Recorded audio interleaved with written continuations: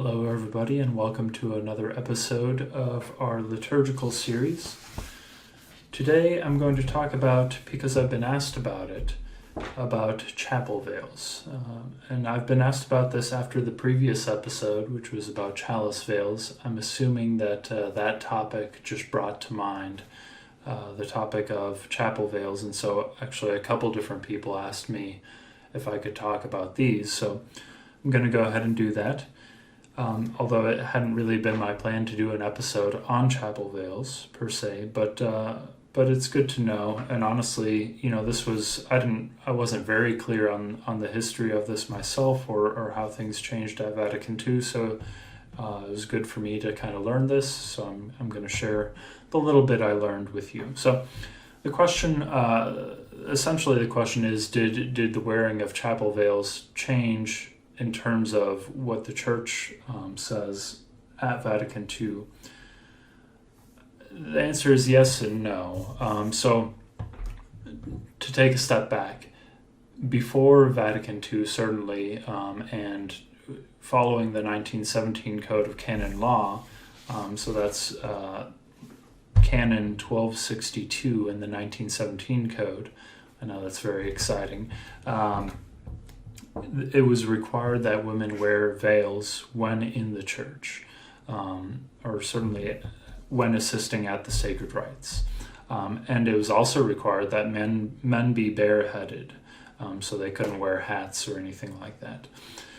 So these things were required in the 1917 Code of Canon Law, which was in effect through Vatican II.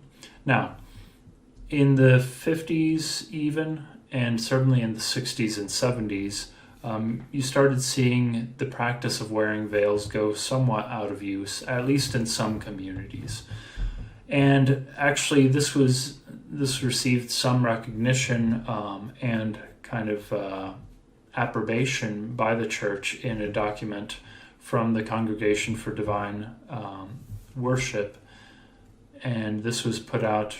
A Congregation for the Doctrine of the Faith, they put out, really it was a document on the question of admission to women to the ministerial priesthood, kind of explaining the Catholic position on that. But in the midst of that, they bring up various objections in the document, and one of them, of course, is the objection that, having men only in the priesthood was just a cultural thing, like other things that were just cultural. Such as, for example, wearing the veil. And so we need to do away with that. And so the congregation basically sets forth the Catholic understanding, that is, that we can differentiate between things that are just disciplines within the Church and things that are part of actually the teaching that we've received that has something to do with God's revelation, right? And so a discipline in this case, when we talk about discipline within the Church, generally we're talking about the synonym of practice, right? A practice that's done, or a tradition. So a discipline being a practice or a tradition, rather than like a punishment would be the other synonym we might turn to in our minds, but that's not what we're talking about. We're talking about practices or traditions within the community. And so discipline might be something like avoiding meat on Fridays during Lent or throughout the year. Actually, we should talk about that at some point too. But that's what a discipline is. And a discipline it's not essential to the faith, and it's not it is rooted in the truths of the faith, but it's not a necessary thing within the faith. And so the celebration of the Eucharist is not a discipline, it's something essential to the faith, right? That practice, it's one of the sacraments.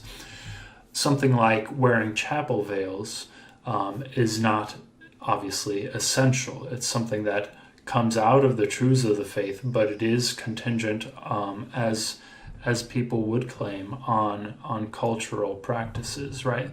The fact that the chalice veil or the chapel veil took on the meaning it did had to do with the fact that veils had a particular meaning, which was then taken up by the Church at the time. So that meaning certainly was the bridal imagery of the veil, which is still there, right? We still have brides wear veils. And so we, in the church, we understand that every woman, in a sense, represents the church, right? That God creating us male and female has some meaning. It's not just arbitrary. And our maleness and our femaleness has something to say about the relationship between God and his church, right? This is what St. Paul teaches. And so that's something that in itself, and the consequences for that in terms of our roles, our ministerial roles in the church, certainly is something essential to the faith. But in terms of, obviously, matters of dress, that's not something essential. So the congregation makes that differentiation and says, some of these ordinances, probably inspired by the customs of the period, concern scarcely more than disciplinary practices of minor importance, such as the obligation imposed upon women to wear a veil on their head. And that would be in 1 Corinthians 11, 2-16. Such requirements no longer have a normative value. So here already, this is 1976, the Congregation for the Doctrine of the Faith is saying that this is not a requirement anymore. It's already giving a nod to that, at least. The status of it is unclear at that point, certainly. In canon law, that was still in force at that point. Yes, there was still the obligation. So what should have been done at that point? I don't know. And really, it's not too important to us because certainly we have in 1983 the new Code of Canon Law, which does not say anything about chapel veils. And, some would make the argument because it says nothing, the old law is still in effect.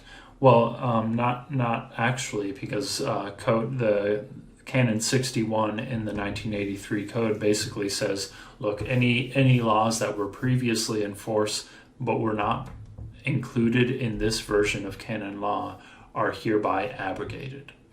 So that the requirement to wear chapel veils is abrogated within the church. So if the question is, did Vatican or did the church not change this, but then everybody decided to get rid of them? No, that's not what happened. The church did abrogate this practice. Now that does not mean that the church said it was a bad practice or that people shouldn't do it. It's not required anymore. But of course the symbolism can still be, and is still there. Certainly the bridal imagery. Also, of course, part of the fact that the veil was used by brides, and in fact by married women in general in Roman law, or at least Roman custom. I'm not very familiar with the history of that, but part of the reason for that, of course, was this idea that this would be more modest, right? So it was a sign of modesty. So both that and the bridal imagery, which kind of harkens back to Genesis and the purpose of our being created as male and female, and then of course that relationship representing the relationship between Christ and his church, all of that is kind of forms the symbolism of wearing the veil at the Mass. And so, I think it's a beautiful practice that some people take up. I think it's important that we not fall into extremes on this practice, right? That everybody has to wear chapel veils or we have to avoid chapel veils at all cost. There can be both tendencies, right? One goes a little too far in kind of putting emphasis on the externals, certainly, especially after the church has basically said this is not a requirement. And then the other side can go a little too far and, going any amount in this direction can be problematic, and saying all of the symbolism involved with the veil really just has to do with the subjugation of woman in the past, and that's not true. There's true theological symbolism and significance to the wearing of the veil, and kind of the essentials behind that still pertain to how we should dress for the Mass, right? That we should dress modestly for the Mass.